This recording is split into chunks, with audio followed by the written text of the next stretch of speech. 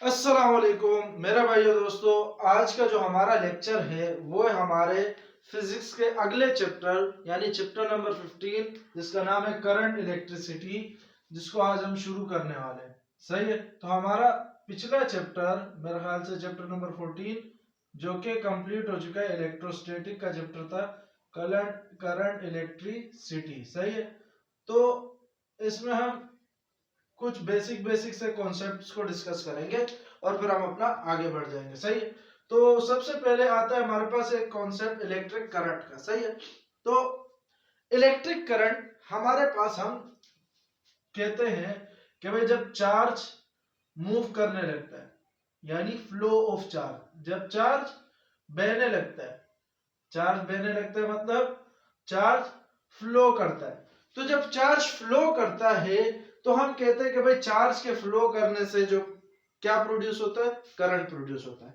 यानी अगर चार्ज रुका हुआ है तो करंट नहीं है, लेकिन अगर चार्ज फ्लो कर रहा है तो करंट है। सही है, यहाँ पे यही लिखा हुआ है कि भाई the net amount of charge moving through a cross section of a conductor in a unit is time, in a unit time, यहाँ पे लिख दो in a unit time is called electric current. मतलब इसका ये है कि मान लो मेरे पास एक कंडक्टर है, कंडक्टर यानी एक तार है मेरे पास।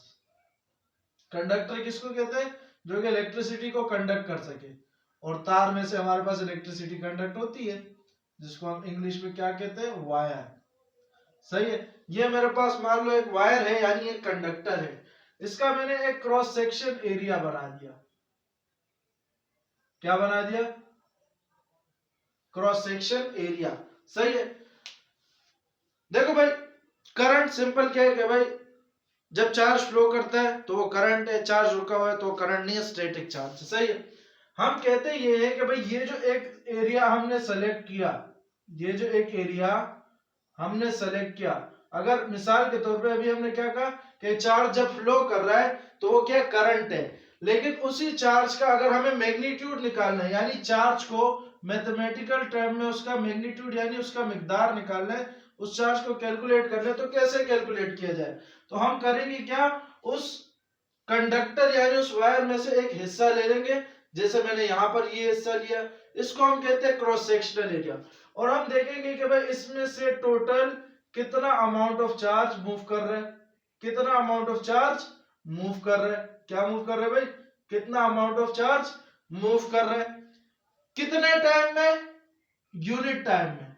यूनिट टाइम मतलब एक सेकेंड में, यानी एक सेकेंड में कितना अमाउंट ऑफ चार्ज मूव कर रहा है वो हमारे पास क्या कहलाएगा, इलेक्ट्रिक करंट। इस कंडक्टर में से एक सेकेंड में कितना चार्ज फ्लो हो रहा है, कितना चार्ज मूव हो रहा है एक सेकेंड में, पर यूनिट टाइम का मतलब यही होता है ना, एक सेकेंड में, तो हम उसको क्या कहेंगे, ये हमारे पास क्या, इलेक्ट्रिक करंट। ये हम मैथमेटिकल टर्म में कैलकुलेट करने के लिए इसकी इस तरह से डेफिनेशन लिखते हैं। नहीं तो मैंने आपको बता दिया करंट के simple flow of charge, charge बह रहा है तो वो क्या करंट है, लेकिन अगर आपको करंट का वैल्यू चाहिए कि भाई कितना करंट है, तो आप उसको इस तरह से डेफिनेशन लिखोगे कि भाई total amount of charge, net amount मतलब total, total amount of charge किसी क्रॉस सेक्शन एरिया में से, टोटल अमाउंट ऑफ चार्ज का किसी क्रॉस सेक्शन एरिया में से गुजरना कितने टाइम में, यूनिट टाइम में, और यूनिट टाइम होता है एक सेकेंड। एक सेकेंड में जितना चार्ज गुजर गया वो उसका क्या है, वो क्या है हमारे पास, वो करंट है। सही है, तो इसका फॉर्मूला हम यू बनाते हैं कि भाई चार्ज को हम क्यू से शो करते हैं, यानी क्यू चार्ज, कितना चार्ज गया हमारे पास, और टाइम यहाँ टी शो कर देते हैं, यानी कितना चार्ज कितने टाइम में गया।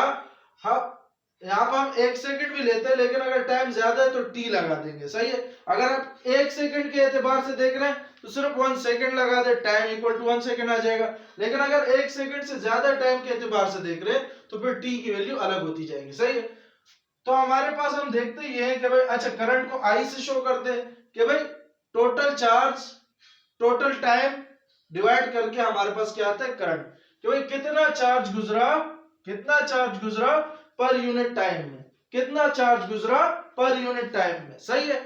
तो मिसाल के तौर पे हमारे पास 20 कूलम का चार्ज है और 5 सेकंड का टाइम है। तो मैं कहूंगा 20 कूलम का चार्ज है और 5 सेकंड का टाइम है, और मैं बोल रहा हूं यार करंट कितना है, तो हम कहेंगे कि भाई I equal to Q upon T, यानी 20/5, 5 1 जा 5, 5 4 जा 20। अब देखो चार्ज कितना बच गया 4 और टाइम कितना बच गया 1, यानी 4 कूलम चार्ज 1 सेकंड में इस क्रॉस सेक्शन एरिया से जा रहा है।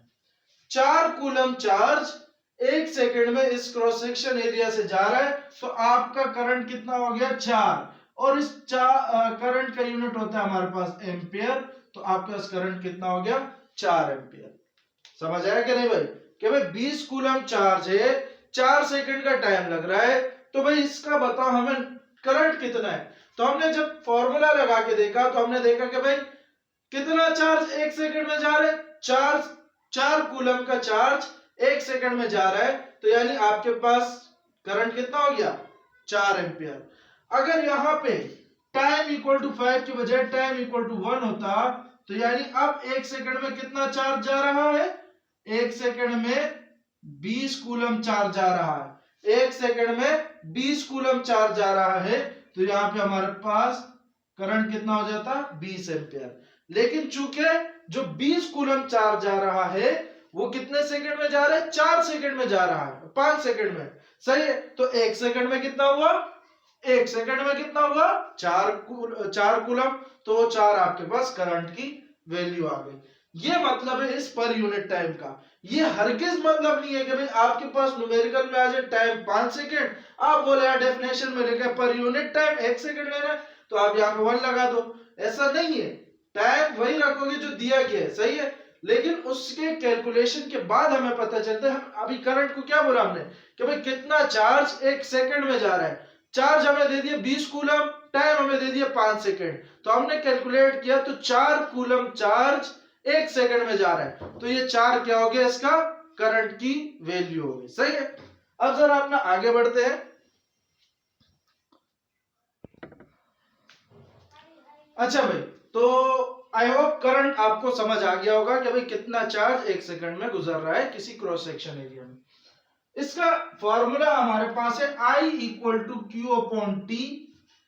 क्यू का यूनिट होता है कूलम, टी का यूनिट होता है सेकंड, तो कूलम पर सेकंड को हम कहते हैं एम्पियर, और इसको हम ए से डिनोट कर देते हैं, तो कूलम पर सेकंड किसके नाम से आ गया, एम्पियर। एम्पियर एक बंदा था जिसने करंट के बारे में बता दिया, इसलिए इसके नाम से ये यूनिट पड़ गया।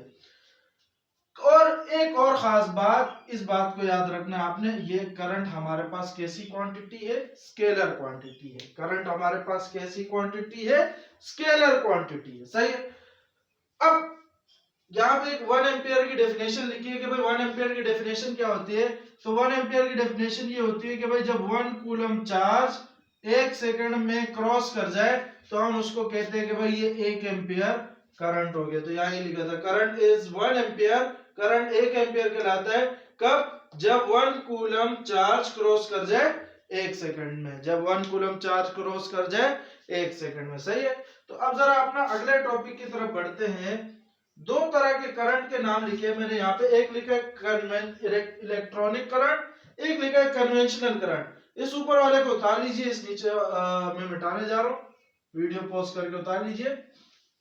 अच्छा भाई, हम यहाँ पे आपको एक सर्किट बना के दिखाएंगे कि भाई ये हमने लगाई एक बैटरी, इस बैटरी में एक पॉजिटिव टर्मिनल होता है, एक नेगेटिव टर्मिनल होता है। कौन सा होता है, एक पॉजिटिव एक नेगेटिव।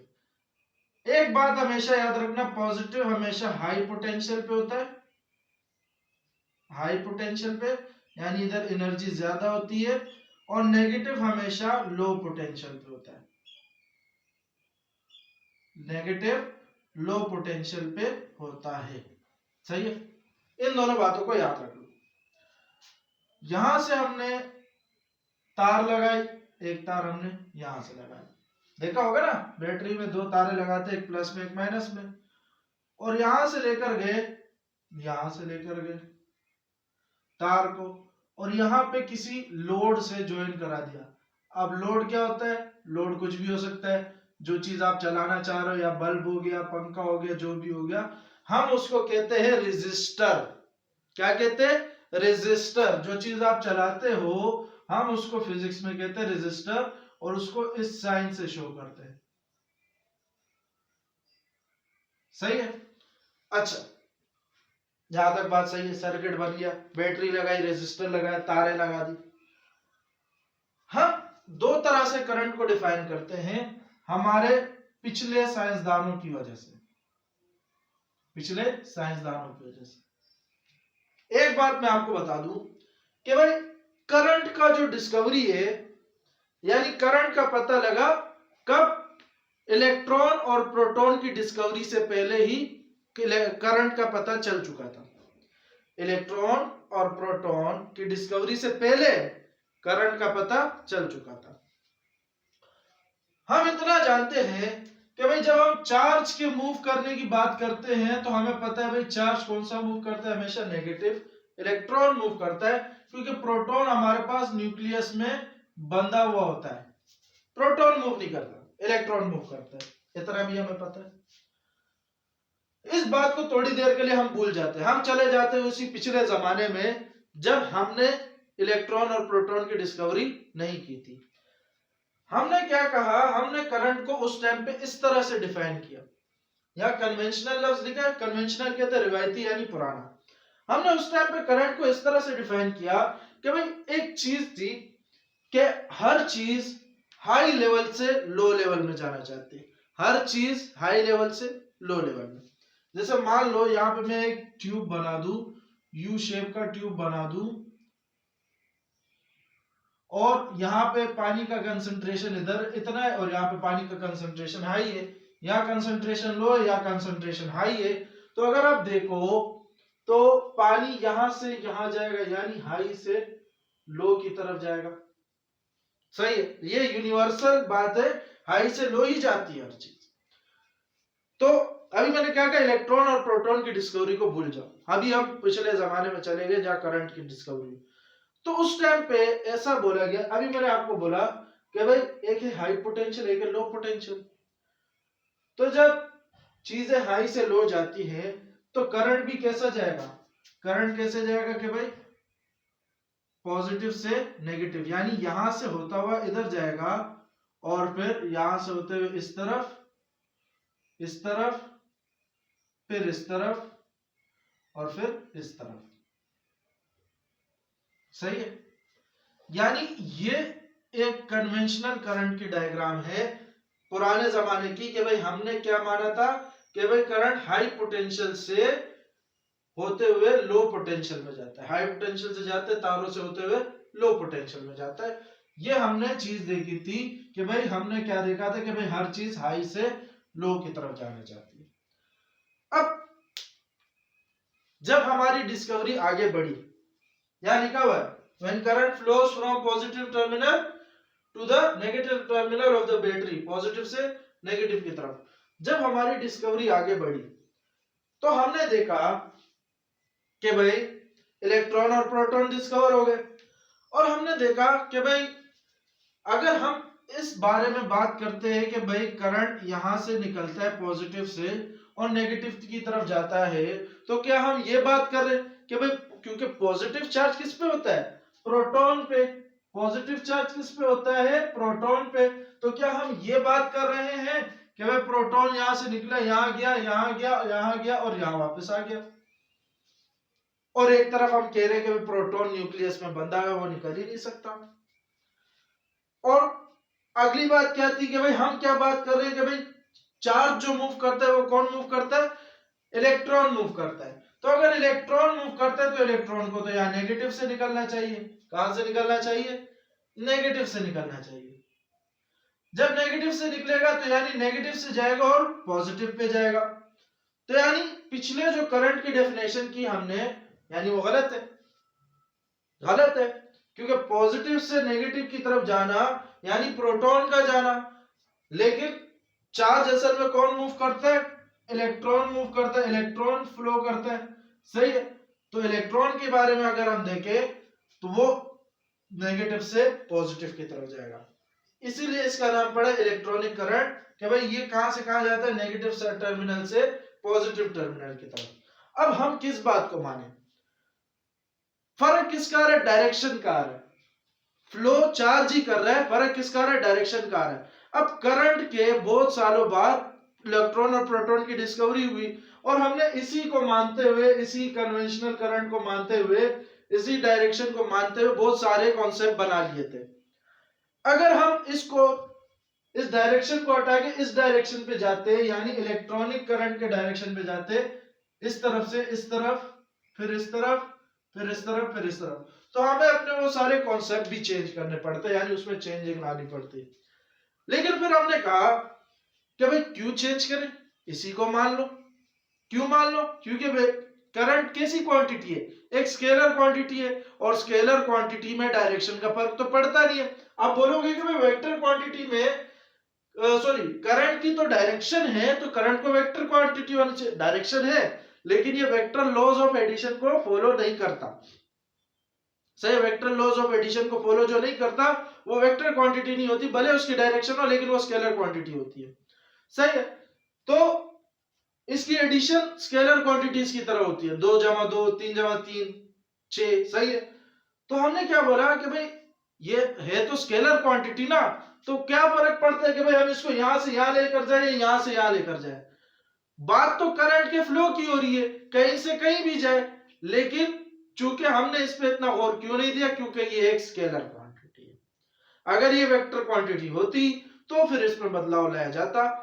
तो ये है हमारे पास इलेक्ट्रॉनिक करंट और कन्वेंशनल करंट। इलेक्ट्रॉनिक करंट कौन सा है कि भाई इलेक्ट्रॉन फ्लो करता है नेगेटिव टर्मिनल से पॉजिटिव टर्मिनल, और कन्वेंशनल करंट क्या था कि भाई करंट फ्लो करता है पॉजिटिव से नेगेटिव की तरफ, सही है। तो अभी जो हम अपनी स्टडीज करने वाले हैं वो ये कन्वेंशनल करंट के हिसाब से करते हैं, क्योंकि इसी के हिसाब से हमें स्टडी करना आसान हो जाती है। क्योंकि अभी हम इलेक्ट्रोमोटिव फोर्स पढ़ेंगे, हम पोटेंशियल डिफरेंस को दोबारा इस चैप्टर में डिस्कस करेंगे, पिछले चैप्टर में भी कर लिया था, सही है। तो इस प्लस से माइनस जाने की तरफ, इसी वजह से हमारे पास ये आसान हो जाता है थोड़ा सा इसको पढ़ना, सही है। अच्छा, तो ये चीज आपको समझ आ गई होगी उम्मीद है कि भाई इलेक्ट्रॉनिक करंट कैसा है, कि नेगेटिव से पॉजिटिव टर्मिनल की तरफ जा रहा है करंट, और कन्वेंशनल करंट पॉजिटिव से नेगेटिव की तरफ, सही है। अच्छा भाई, अब जरा हम आते हैं अपने एसी और डीसी पर। किस पे, एसी और डीसी। एसी और डीसी करंट दो टाइप के करंट है हमारे पास। डीसी करंट वो होता है डायरेक्ट करंट, एसी करंट की फुल फॉर्म है अल्टरनेटिंग करंट। एसी करंट की फुल फॉर्म है अल्टरनेटिंग करंट, डीसी करंट की फुल फॉर्म है डायरेक्ट करंट, सही है। आपको इतना तो पता होगा कि भाई हमारे पास जो घर में जो बिजली आती है वो एसी होती है, और बैटरी से जो हमें बिजली मिलती है वो डीसी की बिजली होती है। होता ये है कि भाई हम अल्टरनेटिंग करंट से शुरू करते हैं, सही। अल्टरनेटिंग करंट में होता ये है कि भाई जैसे अगर हम यहाँ पे सर्किट बना लेते हैं, ये हमारे पास एक बैटरी लगी हुई है, ये हाई पोटेंशियल, ये लो पोटेंशियल, ये रेजिस्टर,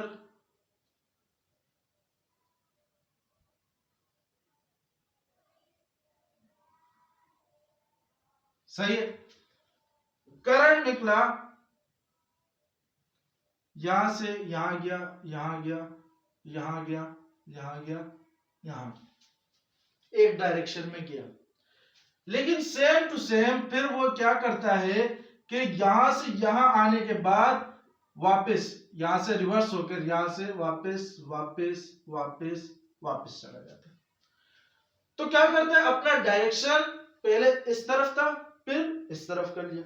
यानी करंट की डायरेक्शन बार बार चेंज होती रहती है, बार बार चेंज होती रहती है।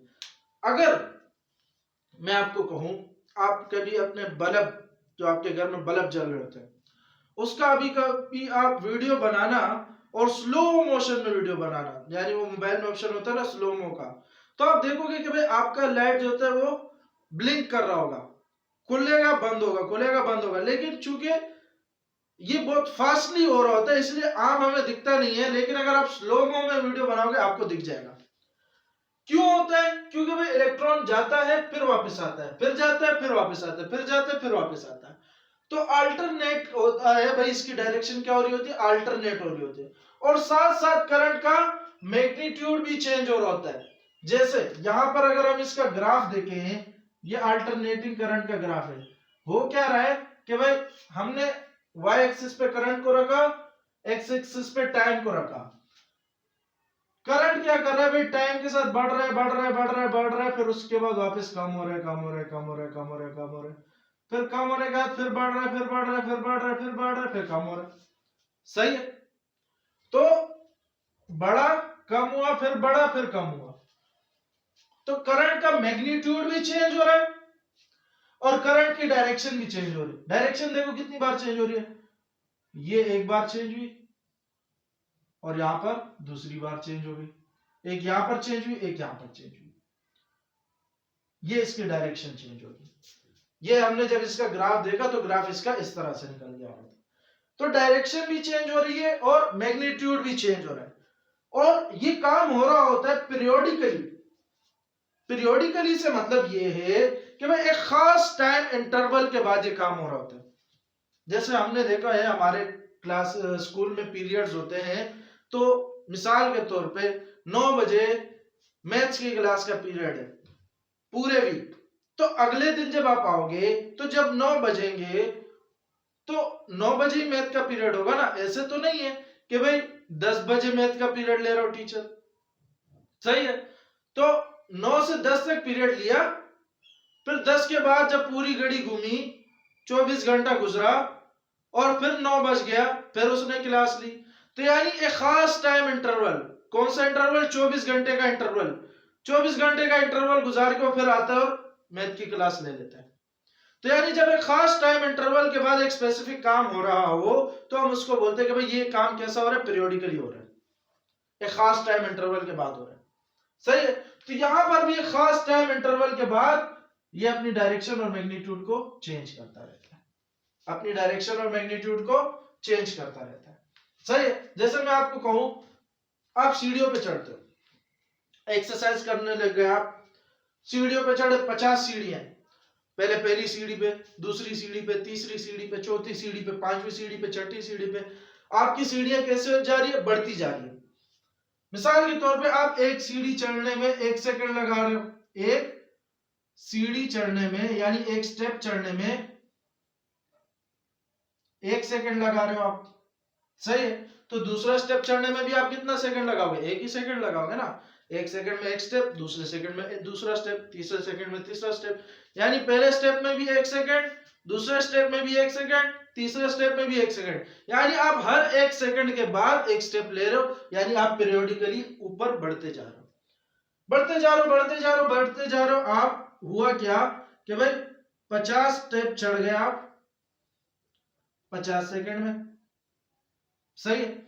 और सीढ़ियां खत्म हो गई, फिर आपने रिवर्स घूमे, चढ़ गए, रिवर्स घूम गए, क्या हुआ? रिवर्स घूम गए, यानी आपने क्या किया? अपनी डायरेक्शन को चेंज किया। यहां पर भी क्या हो रहा है? पहले बढ़ रहा है, बढ़ रहा है, बढ़ रहा है, बढ़ रहा है, फिर क्या किया? डायरेक्शन चेंज की, डायरेक्शन चेंज करने के बाद फिर कम हो रहा है, कम हो रहा है, कम हो रहा है, लेकिन टाइम फिर भी उसके साथ साथ बढ़ते जा रहा है। टाइम ऐसा नहीं है कि भाई 50 के बाद फिर नीचे आना शुरू हो जाएगा, 50 के बाद फिर 51वां सेकंड आएगा, फिर 52वां सेकंड आएगा, फिर 53 सेकंड आएगा। टाइम उसी तरह से बढ़ रहा है, लेकिन फिर आप क्या करते हो? 50 से 49वीं सीढ़ी पे आ जाते हो, फिर 48वीं सीढ़ी पे आ जाते हो, फिर 47वीं सीढ़ी पे आ जाते हो, फिर इसी तरह से आप 0 पे आते हो, फिर ऊपर चढ़ने लग जाते हो। तो ये एक पीरियोडिकली काम हो रहा है और सेम टू सेम ऐसे ही हो रहा है जैसे करंट में होता है। तो होप समझ आ गया होगा कि भाई होता है क्या है कि भाई बढ़ते बढ़ते बढ़ते बढ़ते टाइम के साथ साथ फिर डायरेक्शन चेंज करके कम होता है, कम होता है, कम होता है, फिर डायरेक्शन चेंज होके बढ़ता है, बढ़ता है, बढ़ता है। तो ये हमारे पास जब डायरेक्शन भी चेंज होती है और करंट का मैग्नीट्यूड भी चेंज हो रहता है, यानी आई भी चेंज हो रहा होता है और साथ साथ डायरेक्शन भी चेंज हो रही होती है, तो इसको हम कहते हैं कि भाई ये हमारे पास कौन सा करंट है? अल्टरनेटिंग करंट है। कौन सा करंट है? अल्टरनेटिंग करंट है। अब यहां अगर आप देखो तो ये वेव जैसी बन रही है, क्या बन रही है भाई, वेव जैसी बन रही है, और वेव्स की फ्रीक्वेंसी भी होती है, वेव्स की फ्रीक्वेंसी भी होती है। अगर मैं पूछूं यहां पर ये मैंने कितनी वेव्स बनाई है, तो आपका जवाब क्या होना चाहिए, आपका जवाब होना चाहिए भाई एक वेव बनाई आपने। यहां पे नंबर ऑफ वेव कितनी है, 1, नंबर ऑफ वेव कितनी है, 1। नंबर ऑफ वेव जब 1 है, क्योंकि हमने देखा है कि भाई जहां से शुरू हो वहीं पे आके इसको खत्म होना चाहिए, सही है, और एक वेव में एक क्रस्ट और एक ट्रफ लाजमी होता है, तो एक क्रस्ट और एक ट्रफ बनने के बाद उसी लाइन पे अगर वेव आ जाए तो वो एक वेव पूरी हो जाती है। सिंपल अगर हम कहें तो एक वेव में इस तरह से 2 ट्रायंगल होने चाहिए, सही है। अच्छा, ये एक वेव है, और वेव्स की फ्रीक्वेंसी भी होती है, वेव्स की फ्रीक्वेंसी भी होती है। तो हमारे मुल्क में जो बिजली होती है एसी, जो हमारे घरों में आ रही होती है, उसकी फ्रीक्वेंसी होती है 50 हर्ट्ज। कितनी होती है, 50 हर्ट्ज। यानी एक सेकंड में कितने वेव्स बन रहे हैं, 50 वेव्स बन रहे हैं। कितने वेव्स बन रहे हैं, 50 वेव्स बन रहे हैं। वेव्स कैसे, सिर्फ ये एक ट्रायंगल नहीं बल्कि दोनों ट्रायंगल, यानी दो ट्रायंगल एक वेव होता है, और इस तरह के दो ट्रायंगल अगर हम 50 से तो देखें, एक वेव में 2 ट्रायंगल तो 50 वेव में 100 ट्रायंगल, तो यानी 100 ट्रायंगल कितने सेकंड में बन रहे हैं, एक सेकंड में बन रहे हैं। 100 ट्रायंगल कितने सेकंड में बन रहे हैं, एक सेकंड में बन रहे हैं, यानी 50 वेव, 100 ट्रायंगल यानी 50 वेव। अगर इस 100 की बात करूं तो 100 मरतबा ये अपनी डायरेक्शन चेंज कर रहा है। 50 वेव बन रही है ना, तो देखो एक वेव में ये कितनी बार डायरेक्शन चेंज कर रहा है, 1 2 1 2, तो एक वेव में 2 मरतबा डायरेक्शन चेंज हो रही है, तो 50 वेव में कितनी बार डायरेक्शन चेंज होगी, 100 मरतबा डायरेक्शन चेंज होगी, सही है। यहां तक बात समझ आ गई। तो 50 हर्ट्ज की फ्रीक्वेंसी की इलेक्ट्रिसिटी होती है हमारे पास, जिसका मतलब क्या होता है कि भाई एक सेकंड में 50 वेव प्रोड्यूस कर रहा है, और 50 वेव प्रोड्यूस करने के साथ वो 100 मरतबा अपनी डायरेक्शन को चेंज कर रहा है, 100 मरतबा अपनी डायरेक्शन को चेंज कर रहा है। तो इन्हीं बातों को जरा अब हम पढ़ लेते हैं कि भाई N electric current whose magnitude changes with time and direction reverses periodically is called as alternating current। यही बात समझाई मैंने। अगली बात, the frequency of AC is 50 Hz, which means AC changes its direction after 1/100 second। 1/100 second का मतलब ये है कि भाई आप एक सेकंड के कितने हिस्से बना लो, 100 हिस्से बना लो, 100 हिस्से बना लो, तो आपके पास जो 100वां हिस्सा होगा उसमें ये वेव अपनी एक बार डायरेक्शन चेंज करेगा। इसका मतलब ये है कि भाई एक सेकंड में कितनी बार डायरेक्शन चेंज करेगा, 100 मरतबा डायरेक्शन चेंज करेगा, सही है। 1/100 सेकंड में एक बार डायरेक्शन चेंज करने का मतलब ये है कि भाई 1 सेकंड में 100 बार डायरेक्शन चेंज करेगा, 1 सेकंड में 100 बार डायरेक्शन चेंज करेगा। इसके सोर्सेज हमारे पास होते हैं hydro electric generator, thermal power generators, nuclear power generators, सही है। अब अगर आपको अल्टरनेटिंग करंट समझ आ गया तो डीसी करंट समझना कोई मुश्किल काम नहीं है। डीसी करंट में हम कहते हैं कि an electric current whose magnitude is either constant, या तो कांस्टेंट होगा या वेरिएबल भी हो सकता है, लेकिन but the direction remains the same is called direct current. Direction एक हमेशा सेम होगी। कि आप इसका ग्राफ देखोगे तो यहाँ पे आपको एक ही डायरेक्शन नजर आ रही है, आपको कौन सी कितनी डायरेक्शन नजर आ रही है, एक ही डायरेक्शन नजर आ रही है। तो ना ही इसकी फ्रीक्वेंसी होती है ना ही इसकी डायरेक्शन चेंज होती है, सिंपल करंट है कि भाई एक ही डायरेक्शन में जाता है। इसके सोर्सेज हमारे पास होते हैं वोल्टेज सेल, जो हमारे पास सेल वगैरह होते हैं, ड्राई सेल होते हैं, बैटरी होती है, डीसी जनरेटर वगैरह, ये हमारे पास इसके सोर्सेज होते हैं। तो आई होप आप लोगों को एसी और डीसी का फर्क समझ आ गया होगा, इलेक्ट्रॉनिक करंट, कन्वेंशनल करंट समझ आ गया होगा, इलेक्ट्रिक करंट समझ आ गया होगा। आज के लिए यहीं तक रखते हैं, अगले लेक्चर में मिलेंगे, तब तक के लिए अपना ख्याल रखें, अल्लाह हाफिज।